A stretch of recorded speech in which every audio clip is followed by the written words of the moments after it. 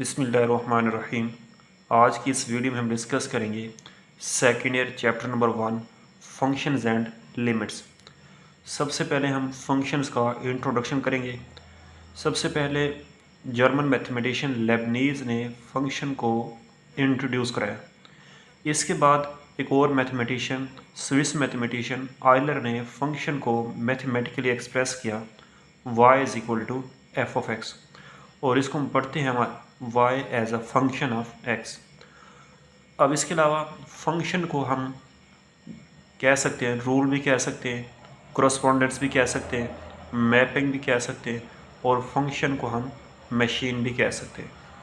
अब इनको हम ये डिफरेंट नाम्स क्यों देते हैं, इनको हम डिफरेंट एग्जांपल के ज़रिए क्लियर करेंगे। सबसे पहले मैंने ये लिखा कि फंक्शन को हम लिखते हैं y is equal to f of x. अब यहाँ पे जो हमारे पास वेरिएबल होते हैं y, ये हमारे पास डिपेंडेंट वेरिएबल होते हैं। y इज़ डिपेंडेंट वेरिएबल और x इज़ इंडिपेंडेंट वेरिएबल। इसका मतलब ये होता है कि x को हम अपनी मर्ज़ी से चेंज कर सकते हैं, लेकिन y को अपनी मर्ज़ी से चेंज नहीं कर सकते। y की जो वैल्यूज़ होती है वो x पे डिपेंड करती है।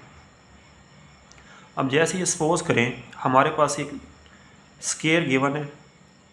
अब इस स्केयर की जैसे जैसे हम साइड्स को बढ़ाते जाएंगे वैसे वैसे उसका जो इंटीरियर रीजन होगा, एरिया, वो बढ़ता जाएगा।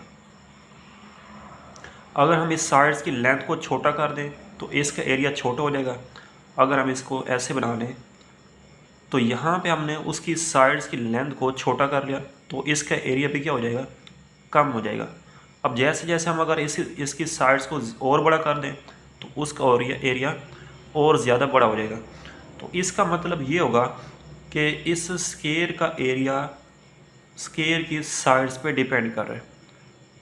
तो यहाँ से इसको हम ऐसे कह सकते हैं कि area as a function of sides of length x, कि एरिया जो है वो डिपेंड कर रहा है साइड्स की लेंथ पे। तो यहाँ पे एरिया डिपेंडेंट वेरिएबल और एक्स हमारे पास इंडिपेंडेंट वेरिएबल होगा। अब इसके अलावा एक और हम फार्मूला ले लेते हैं। वॉल्यूम ऑफ सफ़ेयर बराबर होता है 4/3 पाई आर क्यूब के बराबर। अब इसका मतलब ये होता है कि जैसे जैसे हम सफ़ेयर का वॉल्यूम चेंज करते जाएंगे वैसे वैसे उसका वॉल्यूम भी क्या होगा, जैसे जैसे हम सफ़ेयर का रेडियस चेंज करते जाएंगे वैसे वैसे उसका वॉल्यूम भी चेंज होता जाएगा। अब अगर हम रेडियस को कम कर देंगे तो उसका वॉल्यूम भी कम हो जाएगा, अगर हम इसको बढ़ा दें तो उसका वॉल्यूम भी इंक्रीज़ हो जाएगा। तो यहाँ पे अब चूँकि वॉल्यूम डिपेंड कर रहा है रेडियस पे, तो इसको हम ऐसे पढ़ते हैं, तो यहाँ से इसको हम ऐसे पढ़ते हैं volume as a function of radius. अब इसके बाद हम इसकी करते हैं रियल लाइफ एग्जांपल्स फंक्शंस की। अगर हम शॉपकीपर पास जाएं, उसको हम 100 दें और वहाँ से हम 1 kg शुगर लें, और अगर हम इसको 200 देंगे तो वो हमें 2 kg शुगर देगा। अगर हम उसको 1000 दे दें तो वो हमें 10 kg शुगर देगा। अब यहाँ से जैसे जैसे हम अमाउंट ऑफ रुपीज़ बढ़ा रहे हैं वैसे वैसे अमाउंट ऑफ शुगर भी क्या हो रही है, बढ़ रही है। तो इसका मतलब ये होगा कि हमारे पास अब चूँकि हम रुपीज़ को अपनी मर्ज़ी से बढ़ा सकते हैं, तो यहाँ पे अमाउंट इंडिपेंडेंट वेरिएबल होगा, ये क्वांटिटी होगी, और जो अमाउंट ऑफ शुगर होगी ये हमारे पास डिपेंडेंट क्वांटिटी होगी। अब देखें, फंक्शन एक ऐसी मशीन होती है जो इनपुट लेके आउटपुट को कन्वर्ट करती है। अब यहाँ से शॉपकीपर जो होगा ये फंक्शन के तौर पे काम करेगा, क्योंकि ये अमाउंट ले रहे हैं और आपको रिटर्न में चीनी प्रोवाइड कर, शुगर प्रोवाइड कर रहा है। तो यहाँ से ये हमारे पास इंडिपेंडेंट क्वांटिटी, और यहाँ पे जो हमारे पास शुगर होगी ये हमारे पास डिपेंडेंट क्वांटिटी होगी। तो इसी तरह हम इसकी बहुत सी रियल लाइफ एग्जांपल ले सकते हैं। अब एक और हम एग्जांपल ले रहे हैं जो कि बुक में गिवन है। अगर हमारे पास ये जूसर मशीन गिवन हो, इसमें हम जितनी नंबर ऑफ़ कैरेट्स डालेंगे उतना ही हमें ज़्यादा जूस मिलेगा। इसमें हम ये इनपुट कर रहे हैं कैरेट्स और हमें रिटर्न में आ रहे हैं जूस। अगर हम इसमें कम कैरेट्स डालेंगे तो हमारे पास जो जूस की अमाउंट होगी वो कम होगी। अगर जितनी ज़्यादा कैरेट्स होंगी उतना ही ज़्यादा उसमें जूस आएगा। तो यहाँ पे कैरेट्स हमारे पास इंडिपेंडेंट क्वांटिटी होती है और जो जूस होता है हमारे पास वो डिपेंडेंट क्वांटिटी होती है। अब इसमें फंक्शन क्या है, मशीन एक फंक्शन के तौर पे काम कर रही है जो कि इनपुट ले रही है और आउटपुट हमें रिटर्न कर रही है। अब इसके बाद हम इक्वेशन ले लेते हैं। Suppose that f of x is equal to x square plus 1। अब अगर हम यहाँ पे x को 1 पुट करें तो यहाँ से हमें वैल्यू मिलेगी f of 1 is equal to 1 plus 1 is equal to 2।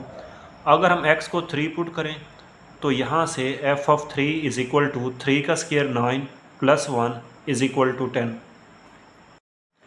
अगर हम यहाँ पे x को 5 पुट कर लें तो फिर हमें ये f of 5 is equal to 5 का square 25 plus 1 is equal to 26। अब देखें यहाँ से हम जैसे जैसे x को चेंज कर रहे हैं वैसे वैसे हमारे पास इस फंक्शन की वैल्यू इंक्रीज़ हो रही है या चेंज हो रही है।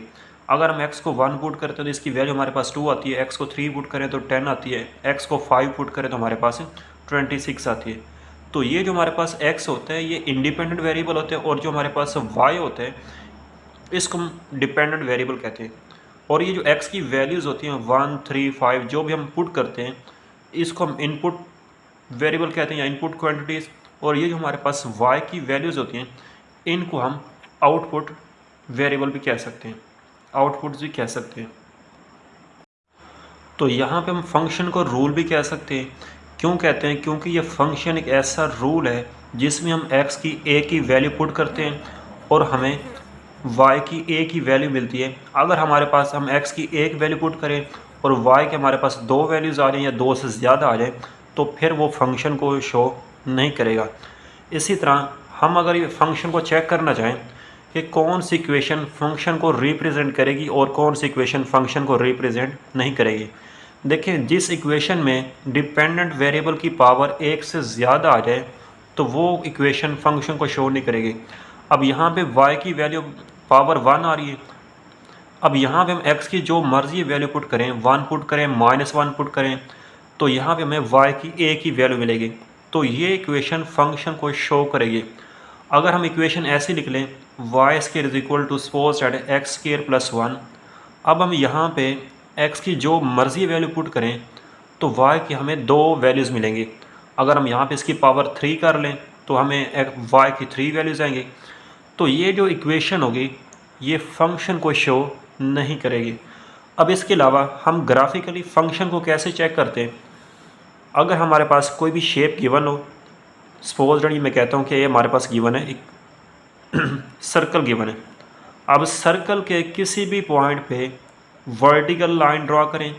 अगर तो ये वर्टिकल लाइन एक से ज़्यादा पॉइंट पे कट कर जाए तो फिर ये सर्कल की जो इक्वेशन होगी वो फंक्शन को शो नहीं करेगी।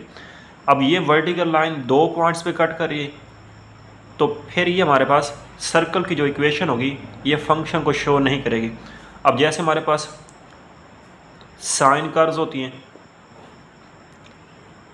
अगर हम इनके किसी भी पॉइंट पे वर्टिकल लाइन ड्रॉ करें तो ये सिर्फ़ और सिर्फ एक ही पॉइंट पे कट करेगी। अब यहाँ पे ये इस पॉइंट पे कट करी, यहाँ पे सिर्फ इस पॉइंट पे कट कर रही और यहाँ पे सिर्फ और सिर्फ इसी पॉइंट पे कट करी। तो ये जो हमारे पास F of X is equal to sine X ये फंक्शन को शो करते हैं।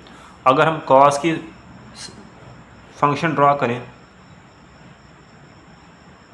तो ये भी यहाँ पे हम किसी भी पॉइंट पे वर्टिकल लाइन ड्रॉ करें तो ये सिर्फ़ और सिर्फ एक ही पॉइंट पे कट करते हैं। तो ये जो कॉस कर्व्स होती हैं ये भी फंक्शन को शो करते हैं। तो हम इन शॉर्ट कैसे चेक कर सकते हैं? जो भी हमें कर्व गिवन हो वहाँ पे किसी भी पॉइंट पे वर्टिकल लाइन ड्रॉ करें। अगर तो ये वर्टिकल लाइंस एक से ज़्यादा पॉइंट्स पे कट कर जाएं, जैसे ये लाइन इन 2 पॉइंट्स पे कट करिए, 2 पे कट कर जाए, 3 पे या इससे ज़्यादा पे, तो फिर ये जो सर्कल होगा ये फंक्शन को शो नहीं करेगा। तो ये था हमारे पास आज का टॉपिक। इसको हम समराइज़ कैसे कर सकते हैं? अब यहाँ से MCQs आ गया था कि फ़ंक्शन को किसने इंट्रोड्यूस कराया। फ़ंक्शन को सबसे पहले आयलर ने इंट्रोड्यूस कराया। इसके बाद स्विस मैथमेटिशियन आयलर ने फ़ंक्शन को मैथमेटिकली एक्सप्रेस किया y is equal to f of x. और यहाँ पे y हमारे पास डिपेंडेंट वेरिएबल और x इंडिपेंडेंट वेरिएबल। इसको हम पढ़ते कैसे हैं? y as a function of x। जो डिपेंडेंट क्वांटिटी होती है वो इंडिपेंडेंट का फंक्शन होती है। फंक्शन को हम रूल भी कह सकते हैं, कोरस्पॉन्डेंस भी कह सकते हैं, मैपिंग भी कह सकते हैं और इसको हम मशीन भी कह सकते हैं। अब यहाँ से हमारे पास अगर ये स्केयर गिवन है तो जैसे जैसे हम स्केयर्स की साइड्स को बढ़ाते जाएंगे वैसे वैसे उसका जो एरिया है वो बढ़ता जाएगा। तो एरिया बढ़ रहा है साइड्स की वजह से, लेंथ की वजह से, तो एरिया फंक्शन होगा साइड्स की लेंथ का। अब यहाँ से हमने कुछ रियल लाइफ एग्जांपल्स दी कि अगर हम किसी भी शॉप के पास जाएं, वहाँ से अगर हम उसको 100 दें और वो हमें 1 kg शुगर दे, अगर हम उसको 200 देंगे तो वो हमें 2 kg देगा। जैसे जैसे हम अमाउंट ऑफ रुपीज़ बढ़ा रहे हैं वैसे वैसे वो अमाउंट ऑफ शुगर भी बढ़ा रहे हैं। तो ये जो अमाउंट ऑफ रुपीज़ होगी ये इंडिपेंडेंट क्वांटिटी होगी और जो अमाउंट ऑफ शुगर होगी ये डिपेंडेंट क्वांटिटी होगी। अब इसके बाद हमने जूसर मशीन की एग्जांपल ली कि अगर हम जैसे जैसे नंबर ऑफ़ कैरेट्स ज़्यादा डालेंगे जूस हमें ज़्यादा मिलेगा। तो ये जो कैरेट्स होती हैं ये इनपुट्स होती हैं या फिर इंडिपेंडेंट वेरिएबल, और जो जूस होते हैं ये हमें आउटपुट या फिर डिपेंडेंट वेरिएबल के तौर पे काम करते हैं। अब ये जो जूसर मशीन है ये फंक्शन के तौर पे काम करती है। अभी हमने इक्वेशन ले ली, अब इस इक्वेशन में हम x की जैसे जैसे वैल्यूज़ को चेंज करते जाएंगे वैसे वैसे y की वैल्यूज़ या f की वैल्यूज़ भी चेंज होती जाएंगी। तो ये जो x की वैल्यूज़ होती हैं इनको हम इनपुट्स कहते हैं और ये जो हमें रिटर्न में मिलती है इनको हम आउटपुट्स कह सकते हैं। फंक्शन को चेक करने का हमारे पास एक टेस्ट यूज़ करते हैं, वर्टिकल लाइन टेस्ट। अगर ये वर्टिकल लाइन एक से ज़्यादा पॉइंट्स पे कट कर जाए तो ये फंक्शन को शो नहीं करेगी। अगर सिर्फ़ और सिर्फ एक पॉइंट पे कट करे तो फिर ये फंक्शन को शो करेगी।